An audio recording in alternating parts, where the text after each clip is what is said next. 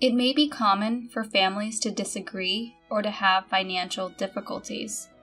However, there are families who manage to keep their families together and go about their daily lives. I believe it is not necessary to think which is happier.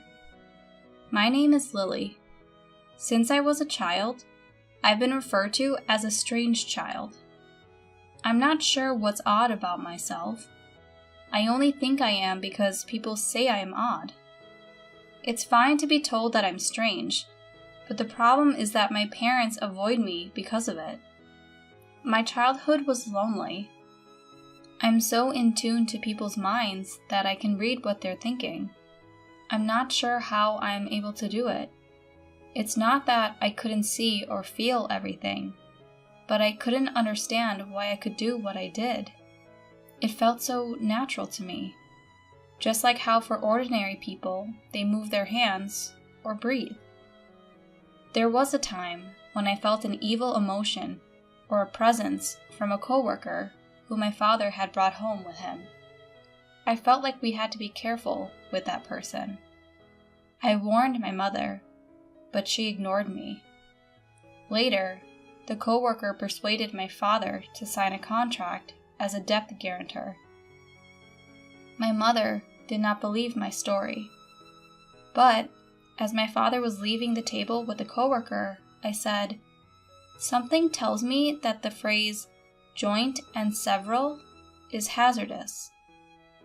I'm not sure what solidarity entails, but be cautious." As a result, my father reluctantly declined to sign as a co-signer. As a result, when his colleague declared bankruptcy and was unable to repay his debts, the entire burden did not fall on my father. Another time, when I was out shopping with my mother, I felt a wave of unease approaching from behind me. When I turned around, I noticed a man wearing sunglasses and a hat, emitting that wave of unease. "Mom, let's just veer off that way and keep going," I said. With that, I took my mother's hand in mine and we walked down a side road. She was perplexed, wondering what was wrong, but as we moved to the side street, we heard a shout of, "I've been robbed!" from the main street.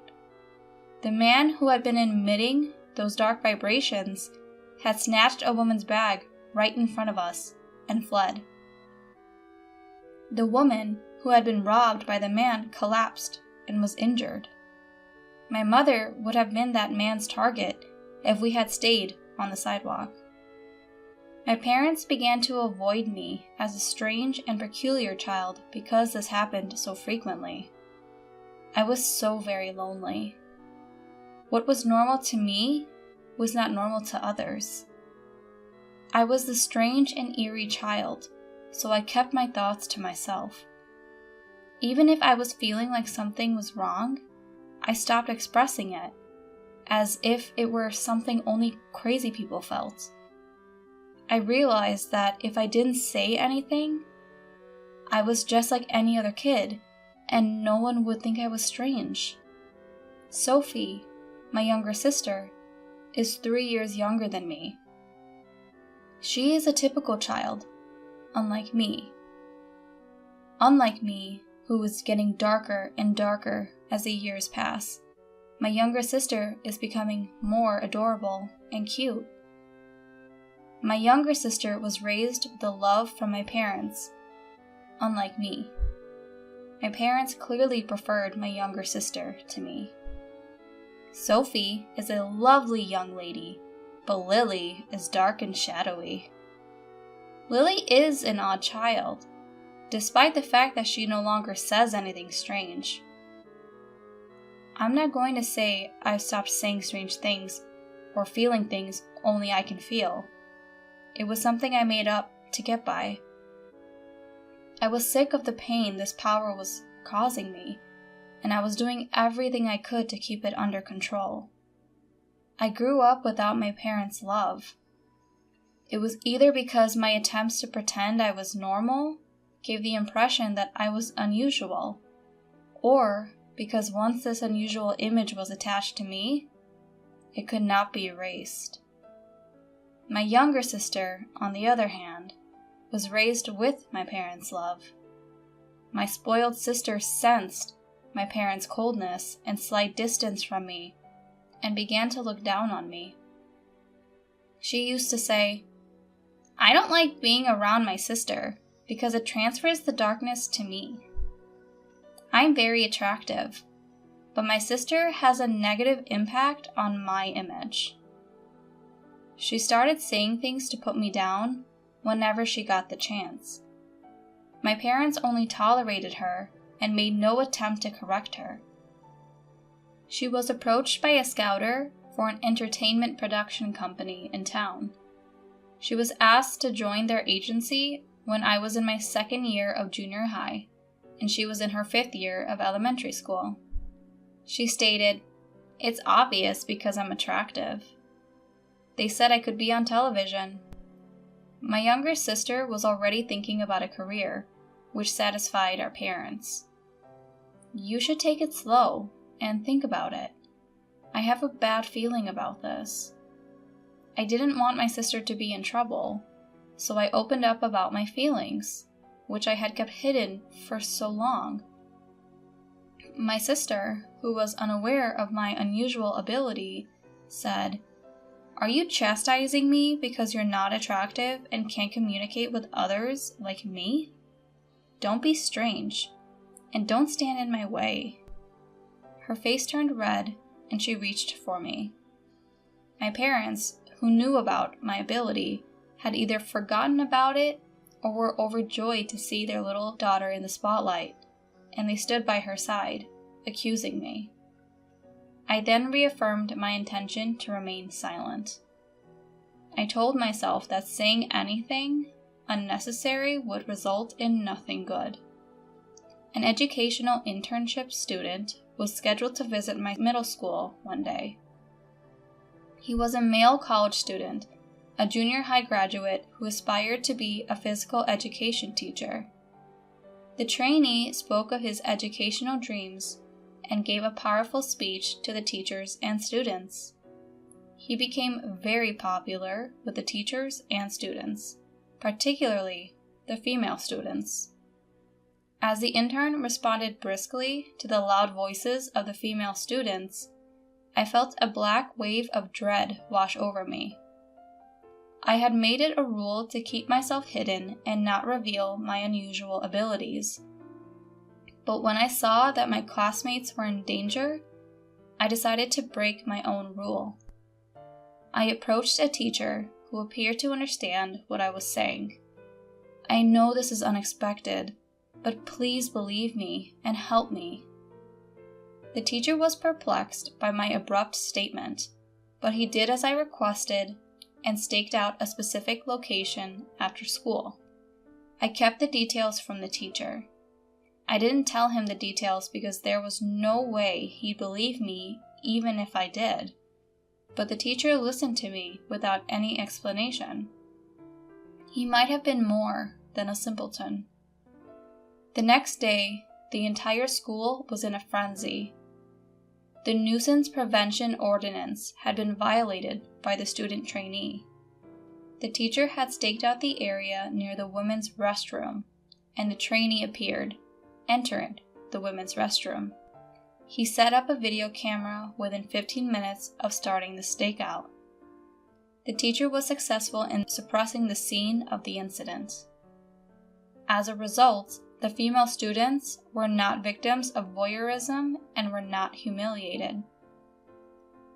On the other hand, my younger sister was scouted by an entertainment agency and enthusiastically joined the agency, yet there were no lessons or even an audition. She was only required to pay costly affiliation and lesson fees. The office was then abruptly closed one day. Simply put, my sister was taken advantage of. She screamed and cried, turning her rage on me. She became enraged and yelled at me. "It's all because of you. You ruined my future. It's entirely your fault." It was an absurd statement, but my sister seemed to believe it wholeheartedly. She had to think that way to survive, but it was a disaster and an annoyance to me. My parents did not say such ridiculous things, but they did notice that she was pulling away from me and leaning towards our younger sister. As a strange child, I was to experience loneliness once again. I was pleased that I had been able to assist everyone at school, but I was concerned that my actions would push me over the edge. The following day, the teacher who had listened to my story summoned me to the staff room. I opened the door to the staff room, fearful of being labeled as strange once more. You knew something like that was going to happen about a week ago, didn't you? The teacher asked me in hushed tones, with no warning. I knew it was pointless to try to fool him, so I told him about my mysterious power. After all, I know there aren't many people like that out there. It was the first time I'd heard of anyone understanding what I was going through. The teacher explained that he knew someone with my level of power, which is why he understood me. He stated, "That person is actually my aunt, and I've known about her for a long time. I understand you have a lot on your mind. I'm sure you'll feel a lot better if you get advice from someone in your situation." The teacher brought the person to me after saying this. The person looked me in the eyes and said, "It's natural to be concerned, but you don't have to suffer." Her kind but deep eyes, which seemed to see everything, drew me in. Sarah was the person's name, and she told me that she had the same power as I did since childhood, and that she had spent her entire life troubled and hiding herself. The story of the older person who had gone through similar experiences to mine was releasing me from my fears and doubts. My interaction with Sarah began on that day. I addressed her as my mentor, but she laughed and replied, "Will you not call me that?" Sarah, or rather my mentor, changed my life. If I had lived a modest, shadowy existence, concealing who I was, but my consciousness was transformed. I was gradually able to live my daily life as a normal girl. However, since the incident at the entertainment agency, I have been unable to get close to my sister. In fact, we appear to be growing apart rather than together. It was normal for her not to talk to me, and the only time she did was to complain about something she didn't deserve or to make fun of me. I have no idea what triggers the switch. My psychic abilities also failed to predict my sister's emotional shifts. She used to say, "What's the big deal about you getting accepted to college? Aren't you just a mental flower garden?" My sister had failed the high school entrance exam at her first choice school, which she had been told she would definitely pass. She was able to enroll at a stopgap in a high school that she considered her second choice. As a result, my sister was furious that I had been accepted to her top choice university. I wasn't happy about it, and I wasn't bragging about it to my sister. She was simply making assumptions and disrespecting me. My parents only consoled and coddled my sister, who was going through a difficult time, and told me to go away and not to bother her. My sister didn't seem to like me either, despite the fact that I had grown up and become a better person since meeting my teacher. I guess she doesn't like me unless I'm a dark and gloomy inferior woman to her. My sister, on the other hand, is extremely intelligent. It's a wonder she didn't pass the high school entrance exam. She was very frustrated, and she channeled that frustration into her studies at the high school she enrolled in. As a result, she was the top student for 3 years and was accepted with a single shot into a difficult national university. She stated, "Heh heh, I got into the most difficult university. Your university is nowhere near mine." I responded to my sister's satisfied remark with a light-hearted, "Yeah, I guess so." I knew that getting too involved with her would be disastrous. My sister, on the other hand, thought my light response was a slight on her own brilliance and lashed out as hard as she could. My parents were scared of my sister, who would lose her temper until she calmed down, and whenever she got into this situation, all they could do was watch and worry. My parents blamed me for this and concluded by calling me a liar-troubled daughter. I wanted to argue with them about which of us was actually the troubled daughter, but I had to swallow those words because I had to go home and didn't want to complicate things.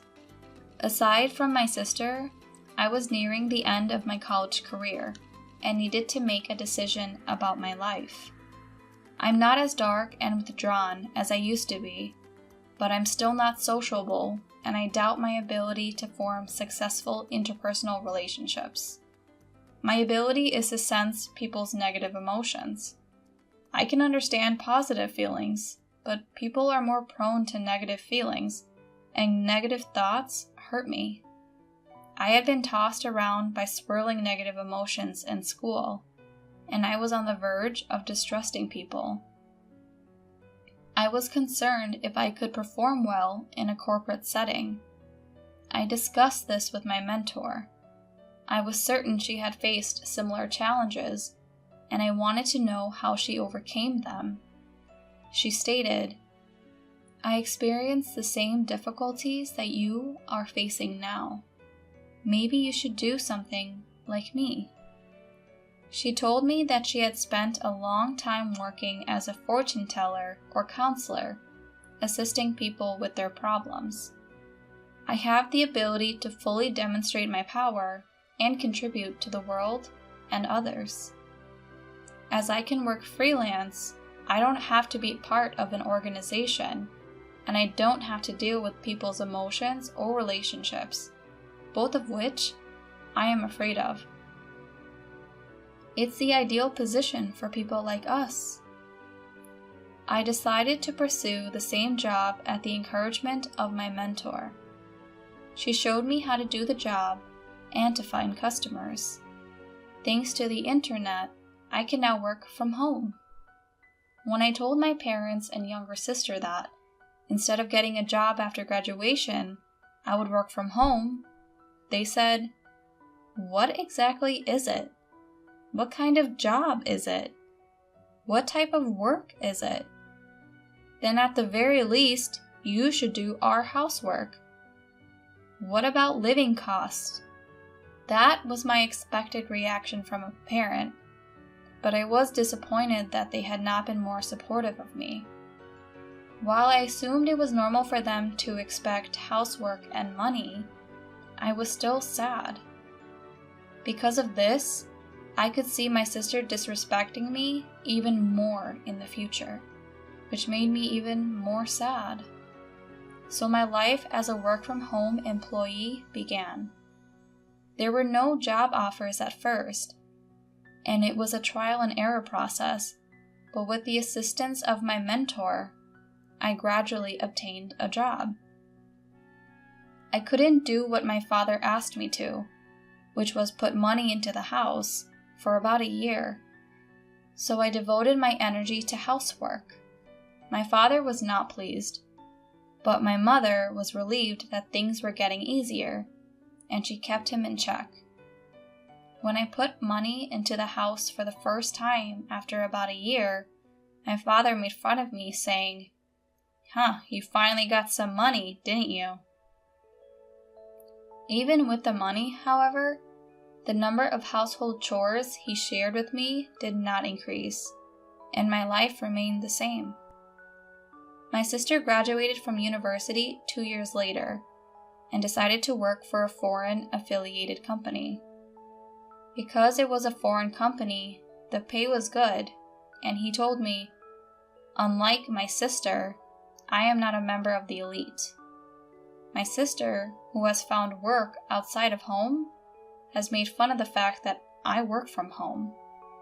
She stated, "I have no idea what you're doing working from home.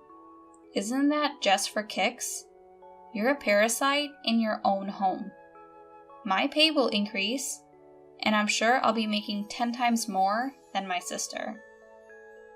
Someone like you could never make that much money."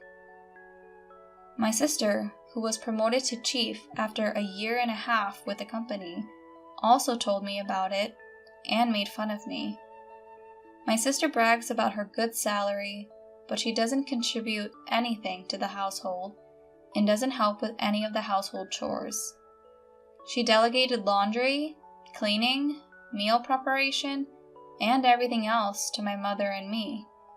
The work was between my mother and myself, but my mother delegated most of the work to me, so in effect, I was the one doing all the work.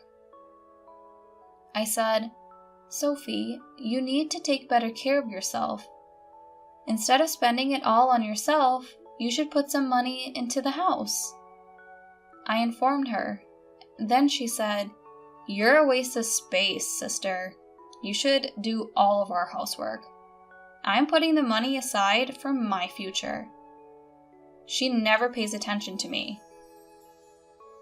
For some unexplainable reason, my parents tactfully agree with her, claiming that it can't be helped because she's my sister. I wanted to stay in my current job because it was comfortable and familiar, but I was beginning to wonder what I should do with myself. My sister then made a shocking announcement. "I'm getting married!" Because there was no warning, my parents and I were taken aback and froze. He is a wealthy man who earns more than $10 million per year. "Oh, I'm sorry I became happy first, sister, but isn't marriage just a pipe dream for a person like you?" My sister then said she'd bring her boyfriend the following Sunday. Sunday arrived, and while we were in a state of panic due to the rapid succession of events, the man she brought with her was a young man dressed in a suit and tie who appeared to be capable. "My name is John, and it's a pleasure to meet you. I've come to propose to Sophie." He greeted her with dignity and politeness. "I told you he was wonderful, and he is, isn't he? I'll be happy with him."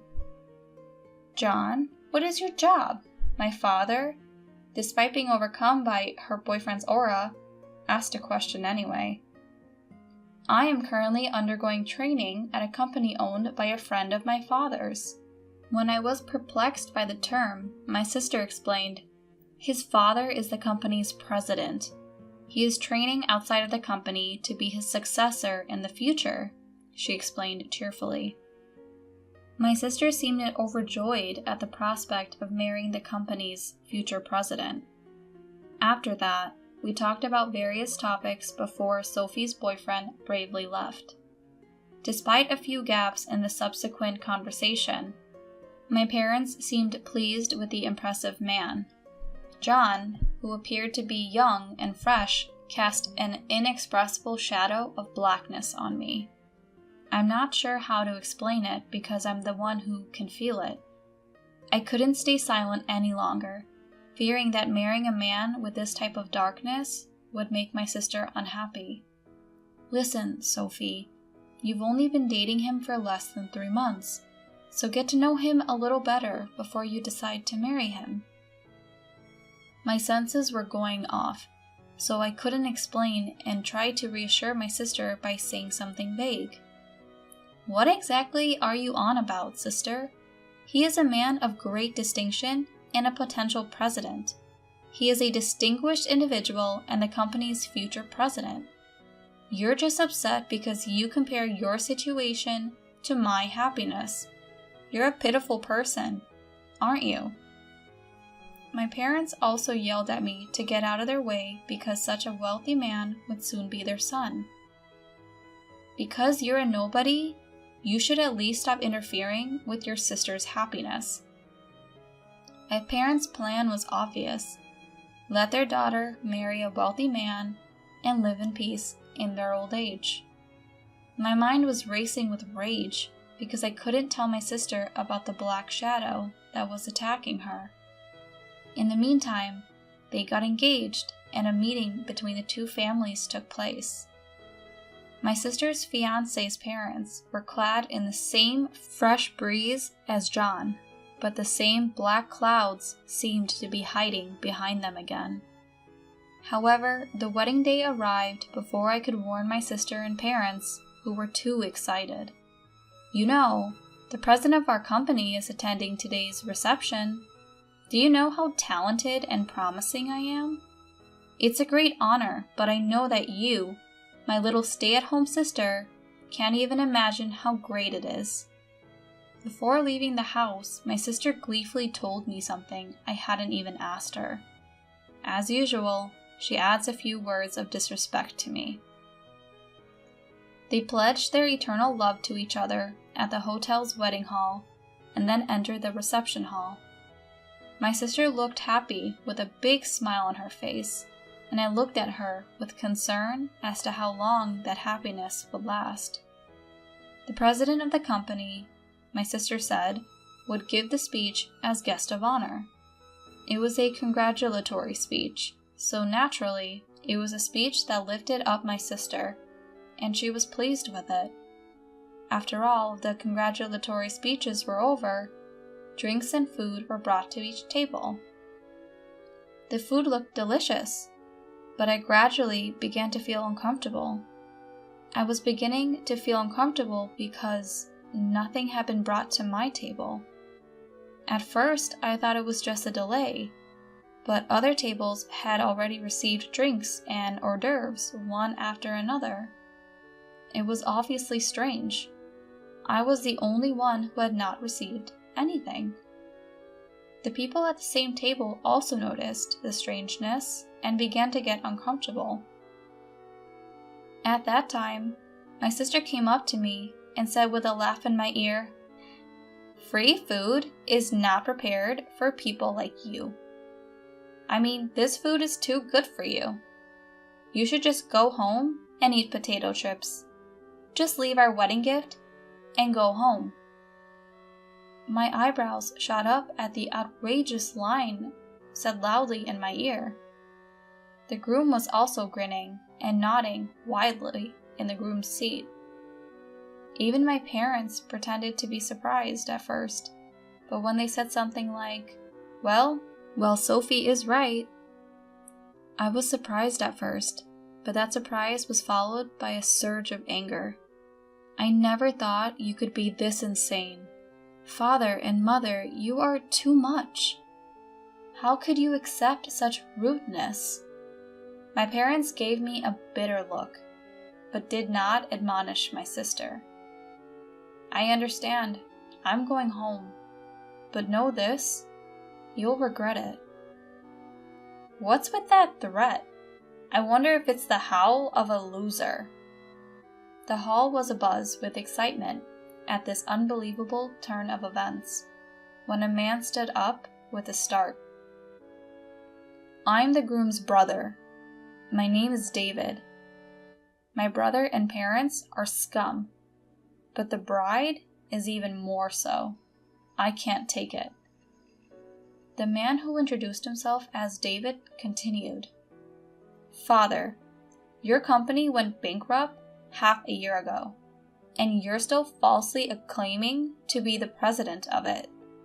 The fact that you are still pretending to be the president of this company must mean that you are trying to take advantage of your daughter-in-law and her family.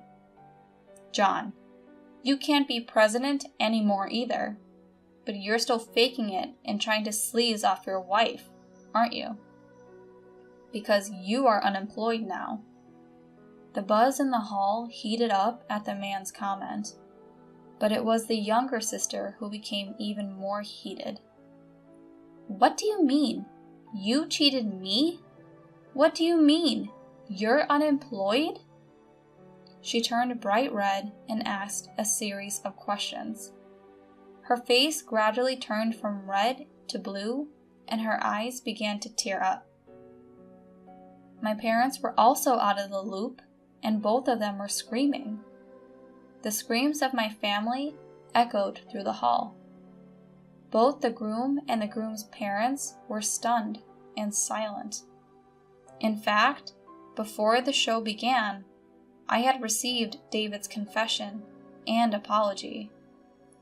I had asked him not to hesitate to speak his mind if something happened during the reception. Then, as my sister was blaming David with a face full of anger and resentment, another man stood up with a look of that said he could not take it anymore. It was the president of my sister's company. He said, "Enough of this. It's not looking good. You have no right to blame the groom. What makes you think you have the right to criticize the groom's brother for his mistreatment of his brother?" The boss's voice was filled with anger, and she looked frightened. "I didn't attend your ceremony for your sake," he said.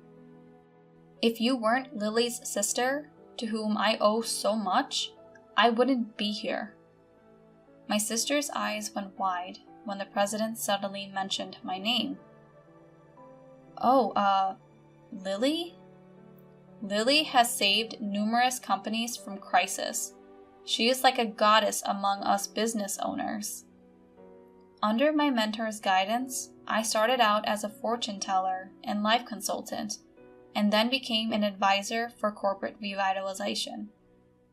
Although I had no managerial knowledge, I have used my powers to show the company the way it should go. I was right on target, and one after another, the companies that turned to me revitalized their corporate strength, and their business experienced amazing recoveries. For this reason, I have received the titles of teacher and goddess.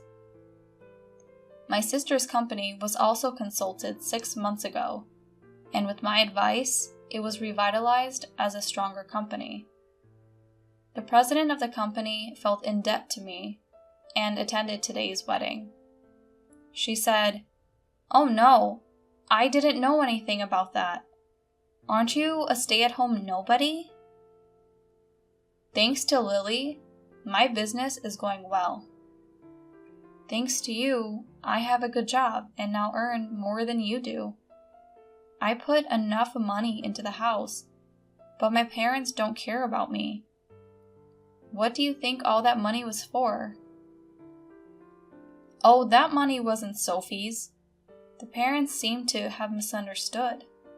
There was no way she could have brought money into the house. The wedding party broke up in a heap of confusion. Naturally, the wedding gift was fully refunded to everyone. How are we going to pay for this ceremony now that we don't have all the money from the gifts? Besides, I had relied on John's income and signed a contract for a condominium in my name. I can't pay the rent by myself if I'm unemployed. To the sobbing sister, John said, "You signed the contract on your own, didn't you?" "I don't know anything about it." "Divorce! Divorce! Divorce, you crook!" The wedding turned out to be a mess. This was also the result of his malice towards others for no reason at all. He might have claimed that he had a reason to be malicious, but there was no way that would have passed muster. Later, the young sister divorced John and demanded alimony. There was no way that John, who was unemployed, and his parents could afford to pay a large amount of alimony. And although they were barely able to pay for the wedding hall, it was nowhere near enough to cover the cost of the condo they had contracted for The house that was to become their love nest was canceled without ever being lived in. However, the loan balance was not erased, and the loan was a heavy burden on the younger sister. In addition, the outrageous behavior at the wedding spread quickly among the company officials who were present, and the sister lost credibility. The president of the company gave up on her and sent her to a lower position. She had no place at the company and lost her pride as an elite employee. She wanted to quit the company and run away, but in order to repay the loan, she had to continue working there.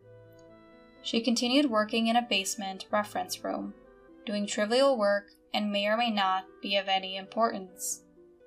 John and his parents failed in their attempt to become parasites on my younger sister. They too are struggling to make ends meet by working day jobs. Naturally, the older brother David had separated himself from his parents and younger brother. My parents had easily given up on my sister, who had hit rock bottom, and they came to me. But I said, I don't want to be pushed around by you guys anymore. I'm going to cut you off. Goodbye. With that declaration, I left home, signed a lease on a new apartment, and began a new life. I took in my sister, who had fallen on hard times, and began to have trouble making ends meet. My sister's salary had been drastically reduced, and she could not afford to put any money into our parents' house. Naturally, I also stopped the money I had been putting in my parents' house. My parents, who could not lower their standards of living, quickly became exhausted and were complaining every day. My business is going well, and I am helping many companies and people in a positive way. And to tell the truth, I started dating David after the wedding incident, and he recently asked me to go out with him. If things continue as they are, marriage is on the horizon. I can't help but look forward to building up happiness with David, who has a clear heart with no dark shadows.